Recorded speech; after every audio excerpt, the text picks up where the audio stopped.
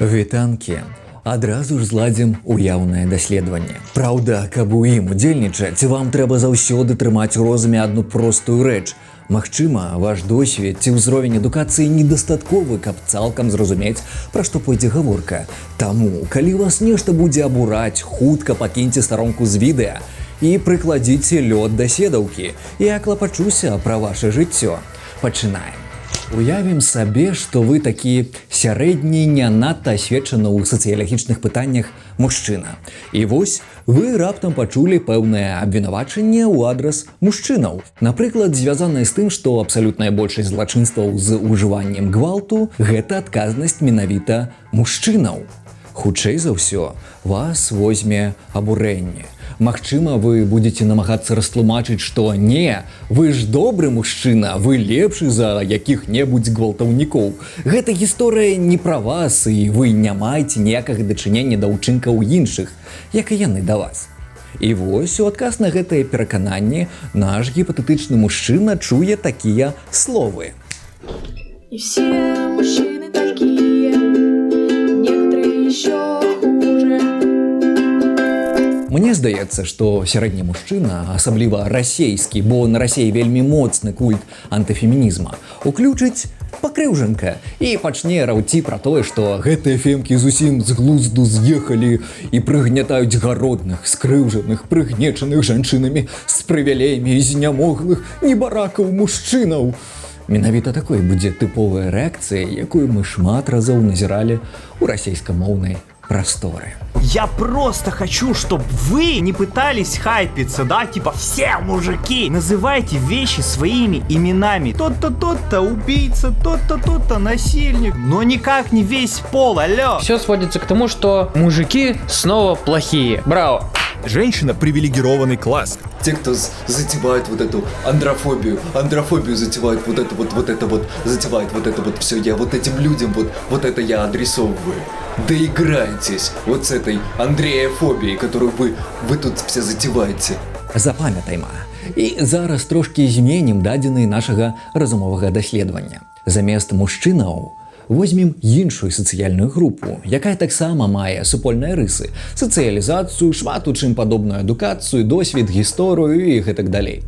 Мы возьмем расейцаў і згадаем, што маскоўская дзяржава апошнія 2 стагоддзі намагалася захапіць як мага больш тэрыторый, знішчыць ці асіміляваць насельніцтва гэтых тэрыторый, распаўсюдзіць на іх сваю мову, культуру, усталяваць сваю ўладу і гэтак далей. Нагадаем і тое, што зараз расейцы зноўку удзельнічаюць у чарговай пачатай імі злачыннай, прабачце, святой вайне. Падчас якой дэманструюць сваё аблічча гвалтаўнікоў, рабаўнікоў ды забойцаў.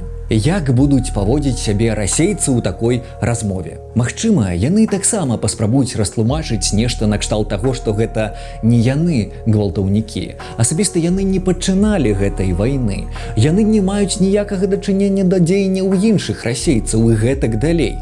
Некаторыя і наогул распавядуць, што яны пацярпелыя, амаль як габрэі.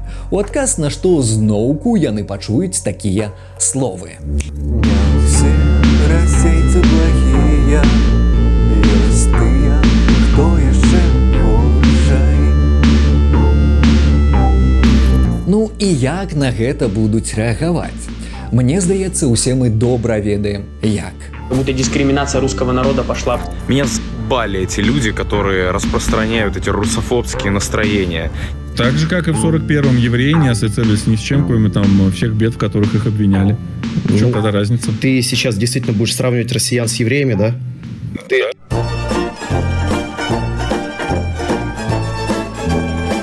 Я русский.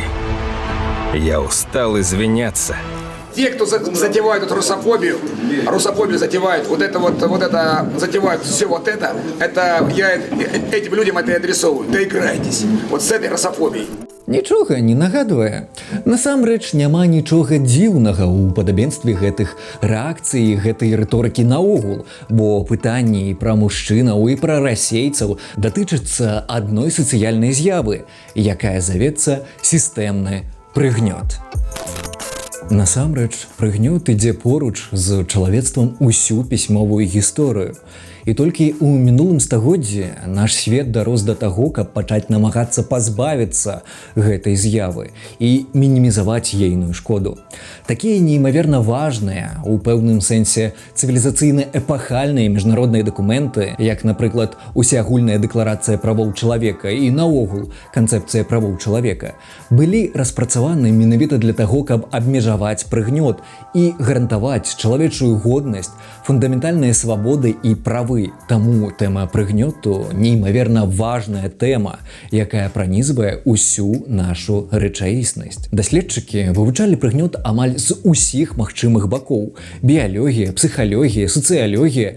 Кожная дысцыпліна так ці інакш прычынілася да тэмы прыгнёту. Навукоўцы стварылі шмат падыходаў, у кожным з якіх ёсць свае рацыі. Напрыклад, дзякуючы псіхалагічнаму падыходу мы глыбей разумеем тыя наступствы, якія чакаюць прыгнечаныя сацыяльныя групы.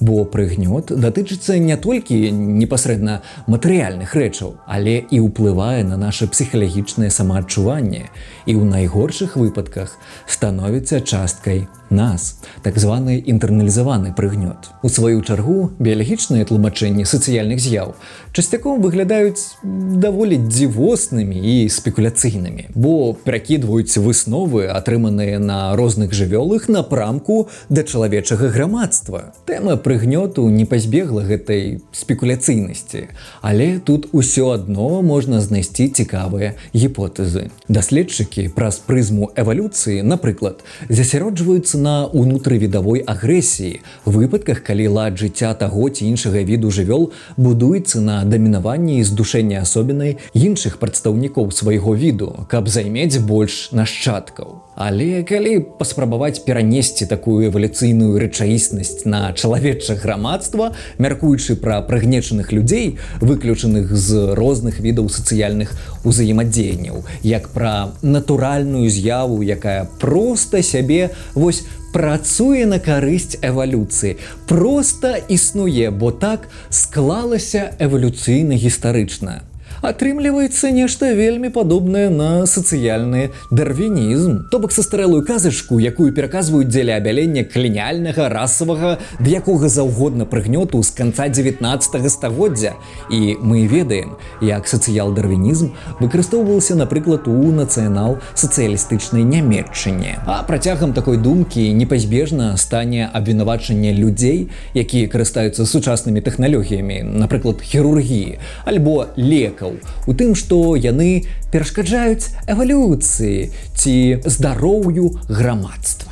Таму такой падыход да вывучэння чалавечага прыгнёту наўрад ці будзе карысным. Іншы пробіялагічны падыход датычыцца непасрэдна эвалюцыйнай псіхалогіі. Высновы некаторых эксперыментаў у гэтай галіне навук можна тлумачыць як тое, што, напрыклад, расізм з'яўляецца неўсведамленай рэакцыяй на тое хваляванне і нават страх ці боязь, выкліканыя вобразамі людзей, якія выглядаюць інакш, чым тыя людзі, з якімі чалавек звык кантактаваць. Але гэта проста спроба знайсці гістарычна-эвалюцыйныя падставы існавання ксенафобіі, што, на маю думку, не вельмі карысна дзеля развязку бягучых сацыяльных праблемаў. Таму, калі мы намагаемся дасканала зразумець, што такое прыгнёт і як з ім змагацца, вядома, нам дапаможа больш сацыялагічны падыход, бо менавіта сацыялогія займаецца вывучэннем сучасных працэсаў прыгнёту, прывілеяў, улады і іншых цікавых у межах гэтай з'явы рэчаў. Дык прыгнёт, пра што гэта? У першую чаргу пра ўладу і адносіны паміж рознымі сацыяльнымі групамі.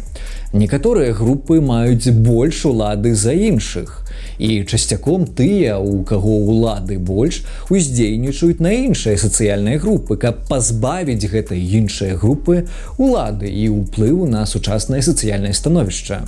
То бок намагаюцца захаваць несправядлівы статус-кво дзеля сваёй карысці. Вельмі падобна на рэпрэсіі якой-небудзь дыктатуры. Але ў адрозненне ад палітычных рэпрэсій, якія таксама датычацца прыгнёту, прыгнёт у агульным сэнсе вельмі часта адбываецца быццам бы сам сабой, Няма галоўнага цэнтру, няма інструкцый, няма загадаў, няма усеагульных змоў. Звычайна няма тых, хто вырашае. А вось сёння мы прыгнятаем іх. Больш за тое, часцяком прыгнечаныя застаюцца нябачнымі, бо несправядлівую сістэму, у якой існуюць людзі, нармалізуюць, абяляючы несправядлівасць фразамі накшталт «так склалася гістарычна». Напрыклад, чаму ў шмат якіх краінах свету гетерасексуальныя людзі могуць абараніць праз шлюб свае правы на маёмасць, спадчыну ці візіт да каханага чалавека ў турму, лекарню, а гома ці бісексуальныя людзі пазбаўлены такой магчымасці, бо так склалася гістарычна. Чаму жанчыны не мелі права голасу, а ў некаторых краінах і сёння не могуць нават выйсці на вуліцу без анучы на твары і чалавека з палавым членам побач? Просто так склалася гістарычна. Чаму цемнаскурае насельніцтва ЗША ў сярэднім мае большыя праблемы з даступнасцю адукацыі, працы, медыцыны за светласкурае? Так склалася гістарычна. А чаму першае, што я пачуў як настаўнік мужчына падчас працаўладкавання? Мужчыны ў нас хутка займаюць кіраўніцкія пасады. Пара гадоў і пойдзеш да гары, і насамрэч, кар'ера мужчын-настаўнікаў ладзіцца хутка. Чаму? Так склалася гістарычна. А чаму расейцы адчуваюць сябе вельмі вольна, размаўляючы па-расейску, калі трапляюць на тэрыторыі суседзяў, дзе амаль знікла ці знаходзіцца ў заняпадзе аўтахтонная мова? Ну, вядома ж, так склалася гістарычна. Склалася. Быццам бы само сабой, ну вось выпадкова здарылася, як зоркі на небе ці як гушча ў філіжанкі з кавай. І часцей за ўсё яно неяк складваецца на костках крыві ды іншых фізіялагічных вадкасцях прыгнечаных сацыяльных групаў. І гэта склалася, нібы павінна здымаць адказнасць з тых, хто атрымлівае карысць ад таго, што так склалася. У кожным з гэтых прыкладаў ёсць тыя, у каго больш магчымасцяў, тыя, каму прасцей, тыя, хто мае перавагу, тыя, хто не ўведаў пакут знаёмых іншым. Гетерасексуал у шлюбе, мужчына, які галасуе, шпацыруе ці працаўладкоўваецца, светласкуры амерыканец, які нарадзіўся ў добрым месцы, нарэшце расеец, адчуваючы веліч магутнай мовы і культуры, якую павінен разумець кожны сусед. Так склалася гістарычна, што ў некаторых ёсць тое, чаго няма ў іншых. Такая перавага завецца прывілей. У розных людзей ёсць розныя прывілеі, у залежнасці ад тых сацыяльных групаў, да якіх яны належаць. Але як і з прыгнётам, часцяком носьбіты прывілеяў не заўважаюць іх, лічачы выключна ўласным дасягненнем ці тым славутым проста так склалася гістарычна. Больш за тое, кожны сябар прывілеяванай групы не абавязкова мае нейкую відавочную карысць. Дастаткова проста не сутыкацца з нейкай праявай дыскрымінацыі, нават не ведаць, што сёй той чалавек іншай сацыяльнай групы сутыкаецца з прыгнётам. Такім чынам, прыгнёт і прывілеі неразрыўна звязаны з нашымі сацыяльнымі ролямі і самаўсведамленнямі. Вось шчыра адкажыце сябе на пытанне: хто я? Я чалавек. Гэта мая біялагічная прыналежнасць. А яшчэ я чысці сын, чысці каханак, чысці сябар. Я блогер, я настаўнік, я мужчына, я беларус. І нават некаторыя з гэтых сацыяльных роляў могуць быць рознымі ў розных сітуацыях. І вось тут, калі тлумачыць прыгнёт выключна праз тыя складанасці, з якімі сутыкаюцца розныя прыгнечаныя групы, застаецца пастка, у якую вельмі проста трапіць. Лёгка пачаць спрачацца пра тое, чый прыгнёт горшы. Жанчыны пакутуюць ад таго, што ўлада сканцэнтравана ў руках мужчынаў. Так, але цемнаскурыя жанчыны Амерыцы пакутуюць яшчэ і ад таго, што ўлада пераважна ў руках светласкурых, а цемнаскурыя жанчыны, якія маюць не цыс-гетера ідэнтычнасць, у дадатак пакутуюць і ад гома-трансфобіі. І так можна працягваць амаль бясконца. Бо амаль кожны чалавек грае сваю ролю ў пастаноўцы жыцця, мае свае сацыяльныя ідэнтычнасці, ролі. Але калі пачаць спрачацца пра тое, носьбіты якіх роляў і ідэнтычнасцяў пакутаюць больш, мы скончым разглядаць прыгнёт і ўладу ў сацыяльным і палітычным кантэксту. І больш за тое, мы значна горш будзем аналізаваць спосабы, якімі людзі розных сацыяльных групаў падтрымліваюць прыгнёт. Таксама, калі мы не прымаем да ўвагі разнастайнасць прыгнёту і скражавання нашых шматлікіх роляў і ідэнтычнасцяў, мы не здольны будзем зразумець той досвед, з якім сутыкаюцца розныя людзі ў розных сацыяльных групах. Ужо доўгі час шмат якія даследчыкі ў гэтай галіне абапіраюцца на канцэпцыю інтэрсекцыйнасці. У тэорыі прыгнёту інтэрсекцыйнасць дапамагае улічыць і зразумець, якім чынам вось гэтыя розныя ролі і ідэнтычнасці той ці іншай меншасці спалучаюцца з іншымі сацыяльнымі рысамі, што робіць карціну прыгнёту для кожнага чалавека асабістай і асаблівай. І гэта вельмі карысна, бо дапамагае зразумець досвед іншых. Але людзі з нізкім узроўнем сацыяльнай кемлівасці ды абыякавай свядомасцю, напэўна, запытаюцца: навошта нам разумець досвед іншых людзей? А як вы намагаецеся будаваць грамадства і існаваць у ім, калі вы нават зразумець нікога акрамя сябе не здольны? Вядома, калі ты смурод, цябе не клапоціць нічога акрамя сябе, сваёй велічы ды сваіх прывілеяў. Але калі мы намагаемся жыць у справядлівым грамадстве і шанаваць каштоўнасці чалавечага жыцця, годнасці ды правоў, нам жыццёва неабходна разумець іншых людзей. Менавіта з гэтай нагоды сацыяльныя працоўнікі ў цывілізаваных краінах абапіраюцца ў тым ліку і на інтэрсекцыйнасць, каб ведаць, у якім кірунку працаваць дзеля паляпшэння жыцця ўсяго грамадства. Распрацаваны нават цэлыя тэорыі, паводле якіх індывідуальныя акты дыскрымінацыі і прыгнёт разглядаюцца як усеагульныя праблемы грамадства, каб не толькі дапамагаць прыгнечаным абараняць правы, але і мінімізоўваць розніцу ва ўладзе і ажыццяўляць сацыяльныя змены. Але у адрозненне ад гэтых гуманістычных накірункаў працы, калі мы звернемся да тых наратываў, якія прасоўваюць праз расійскую тэлевізію ды сацыяльныя медыа, мы пабачым, што амаль увесь час існавання сучаснай Расіі там не толькі не звяртаюць увагу на прыгнёт, але і наўмысна падкрэсліваюць, абяляюць несправядлівасць у сваім грамадстве, нават атрымліваючы асалоду з прыніжэння чалавечай годнасці ды здзекаў з гэтых толерантных европейцев. Новые модные западные ценности доведены до абсурда. Они попросту разрушительны. Руководство по толерантному празднованию Рождества. Больше никаких мам и пап. Встречайте этот семейный праздник только с корректно пронумерованными родителями. Пока я президент, у нас не будет родителей один. В этом году вместо снеговика слепите снеговикиню, снеговикессу. А лучше пусть само определяется. 6 или 5 полов напридумывали. Вот трансформеры, я не понимаю даже, что это такое. Ждете Санту? Санта. А его ждет канцелинг. Так называемая культура отмены, а на самом деле, мы уже об этом много раз говорили, настоящая отмена культуры выкашивает все живое и творческое. Вот она, твоя новая мама. Не расстраивайся. Теперь у тебя будет настоящая полноценная семья. Такую Россию ты выберешь. Реши будущее страны. Больш за тое, са словаў расійскіх святароў вынікае, што руйнаваць Украіну расейцы пашлі, каб абараніць славуты Донбасс ад параду годнасці.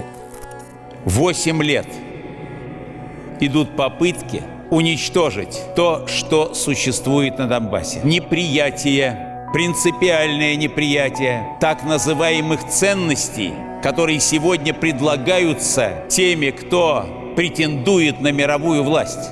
Сегодня есть такой тест на лояльность этой власти.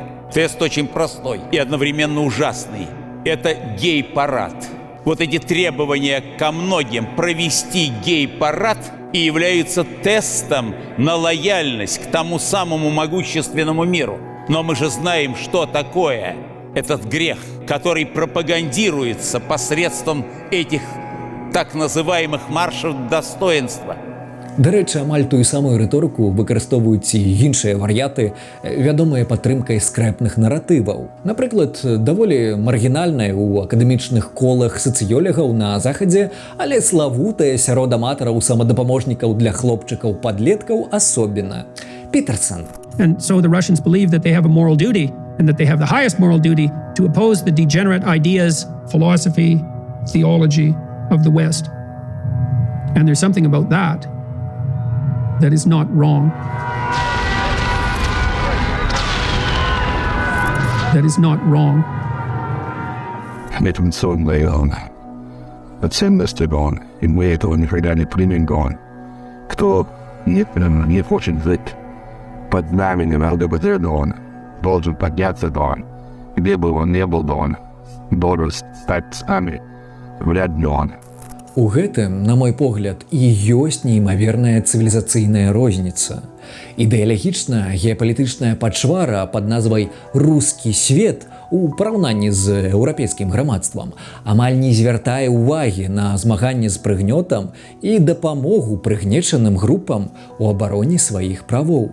Наогул, расійская ідэалогія, яе носьбіты ў захапленні з знявагі ды здзекаў, бо менавіта праз іх адчуваюць сваю перавагу. У нашай часткі свету менавіта праз рускі свет распаўсюджваюцца гэтыя наратывы падтрымкі несправядлівасці. Нават сярод тых, хто не усведамляе гэтага. Праз гэтую цывілізацыйную розніцу ёсць даволі вялікая спакуса трошкі паспекуляваць пра тое, што расійскія ўлады наўмысна выхоўваюць грамадства, якое варожа будзе ставіцца не толькі да так званых дэмакратычных каштоўнасцяў, але нават і да асабістых правоў, каб ніхто і слова не казаў, калі іх парушаюць.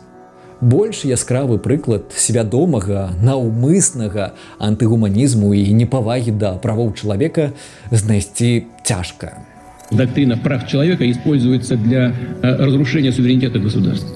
Такім чынам, прыгнёт – гэта даволі велізарная, складаная тэма. Мы маем шмат падыходаў да яго класіфікацыі. Змаганне з прыгнётам яшчэ больш складаны выклік усяму чалавецтву. І апошняе дзесяцігоддзя на гэтым узроўні адбыўся даволі важны крок. Даследчыкі і сацыяльныя працоўнікі пачалі звяртаць больш увагі не напрамку на прыгнечаныя групы, разнастайнасці, розныя культурныя каштоўнасці, а на тыя грамадскія практыкі, якія непасрэдна падтрымліваюць прыгнёт, падтрымліваюць несправядлівы статус-кво. Іначай кажучы, карысна не толькі разумець, з якім прыгнётам сутыкаюцца носьбіты розных сацыяльных ідэнтычнасцяў, але і адсочваць тых, хто мае ўладу, бо тыя, у каго ўлады менш за ўсё, звычайна самыя ўразлівыя да прыгнёту. Мяркую, што гэта добры накірунак да сацыяльных зменаў. Пакуль для нашай часткі свету шмат у чым з-за ўплыву рускага свету, часцей за ўсё, каб пачаць гучна размаўляць пра той ці іншы прыгнёт і наогул існаванне правоў чалавека, патрабуюцца пэўныя гучныя падзеі. Напрыклад, леташнія усеагульныя размовы пра расійскую імперскасць з'явіліся з нагоды паўнавартаснай вайны. А вайна, фізічнае знішчэнне народа з яскравымі рысамі генацыду – гэта адна з самых надзвычайных праяваў гэтай імперскасці. Але грунтуецца яна на не такіх бачных, но асабліва ў расійскім грамадстве іншых праявах. Пачынаючы ад зняважлівага і варожага стаўлення да мовы суседзяў, здзекаў нават праз мастацтва і скончваючы заявамі, у якіх адмаўляюць існаванне цэлага асаблівага народа і яго незалежнасці. Советская Украина, которую и в наши дни можно с полным основанием назвать Украина имени Владимира Ильича Ленина. Он ее автор и архитектор. Вы хотите декоммунизации? Мы готовы показать вам, что значит для Украины настоящая декоммунизация. Такія крайнія выпадкі прыгнёту, як этнічныя чысткі ці генацыд, заўсёды маюць галоўную агульную рысу, быццам бы вечнае валоданне дамінуючай этнічнай групы абшарам, на якім існуюць быццам бы меншасці з сумнеўным статусам. І гэта менавіта тое, што мы чуем з боку рускага свету. Там, где касается вопрос нашего единого русского целого в Украине, Белоруссии и Великороссии, в этих трех как бы русских именно преимущественно странах, это и есть русский мир. Украина не может называться государством, поскольку у нее отсутствуют все сопутствующие тому составляющие. Але ўсё гэта і фізічнае знішчэнне, і фальсіфікацыя гісторыі, і здзекі з усяго нерускага, таму непаўнавартаснага у дадзеным выпадку вынік працы адной сістэмы, адной сацыялізацыі, агульных рысаў светапогляду, якія выгадоўваліся вельмі доўгі час. Як і хатні ці сексуальны гвалт спалучаецца з зняважлівым стаўленнем да жанчын, сексуалізацыяй ці сексісцкімі жартамі, гэта таксама вынік працы адной сістэмы. Але інертнае грамадства заўважае толькі крайнія, быццам бы надзвычайныя праявы гэтай сістэмы. Таму прыклад у пачатку відэа яскрава адлюстроўвае падабенства рыторыкі вакол такіх, на першы погляд, розных тэмаў. Бо сістэмы прыгнёту, як каланіялізм і імперыялізм, функцыянуюць такім жа чынам, як патрыархальны сексізм ці расізм, гетэрасексізм і гэтак далей. Толькі калі мы разважаем пра патрыархальную сістэму, мы маем на ўвазе сістэму, у якой дамінуючыя і прывілеяваныя пазіцыі часцей за ўсё займаюць мужчыны. А калі пра імперыялізм ды каланіялізм, мы ўжо разглядаем не гендер пануючай сацыяльнай групы, а этнас, народ імперскай краіны ці метраполіі, якая выкарыстоўвае ўладу дзеля дамінавання над іншымі. Таму і розніцу ў спрэчках вакол пытанняў прыгнёту знайсці складаней, чым розніцу паміж дзвюма кроплямі вады. Іначай кажучы, любы прыгнёт працуе па амаль аднолькавым механізмам, і любыя спробы абеліць прыгнёт таксама будуць выкарыстоўваць адны і тыя ж дэмагагічныя прыёмы ды неразуменні таго, як гэты прыгнёт працуе. Што, не верыце? Ну тады дэталёва параўнайма прыклады, але ў наступных відэа. Працяг будзе. Ну, вось і першае відэа за даволі доўгі час на гэтым канале. Спадзяюся, вам падабалася. Зрабіў я яго на беларускай мове, на такую тэму з некалькіх нагод, але вось першая з іх гэта як і раней, каб пазбавіцца ад як мага большай колькасці аматараў рускага свету на маіх каналах. Каб іх тут не было, спадзяюся, што гэта будзе спрыяць. Па-першае, гэта фільтр на ксенафобію, бо калі чалавек праз субтытры, праз сваю імперскасць не здольны ўспрымаць нешта на іншай мове, мове суседа, якую ён лічыць непаўнавартаснай ці дыялектам рускага языка великого і могучего. Ну, вядома ж, не раю яму заставацца на гэтым канале, бо седаўка будзе адчуваць сябе блага. Для тых, хто здольны ўспрымаць інфармацыю ў відэа праз субтытры нават, ну, вітаю. Спадзяюся, гэта будзе добрай нагодай, каб паразважаць аб чымсьці даволі важна. Другая нагода, чаму менавіта вось такая тэма, мне падаецца, зараз даволі важна правесці мяжу паміж рускім светам і, ну, цывілізаваным грамадствам. Бо менавіта праз рускі свет увесь той час, што я ствараю відэа, нават па большасці тэм, па которым я стварал гэтае відэа, я так ці інакш змагаўся з праявамі рускага свету. Напрыклад, гамафобія, якая лезе як лайно, лезе менавіта з рускага свету на наш абшар. Але калі раней я меў такую цнатлівую і нават дзіцячую мару пра тое, што, ну, магчыма там змяніць грамадства, магчыма зрабіць нешта больш гуманістычнае, у тым ліку і ў рускім свеце, то зараз, ну, пасля паўнавартаснага ўварвання, мне здаецца, гэтыя ілюзіі засталіся толькі, ну, зусім несумленных, несвядомых людзей. Ну і трэця нагода, чаму такая тэма відэа, бо мне маё сумленне не дазволіла б разважаць зараз пра кветачкі ды вясёлкі. Нават я зараз трошкі змяніў апісанне канала, дадаў сказ пра тое, што Я спрабую даследаваць цвіль на сваім падаконніку, але мне перашкаджае ядзерны грыб за вакном.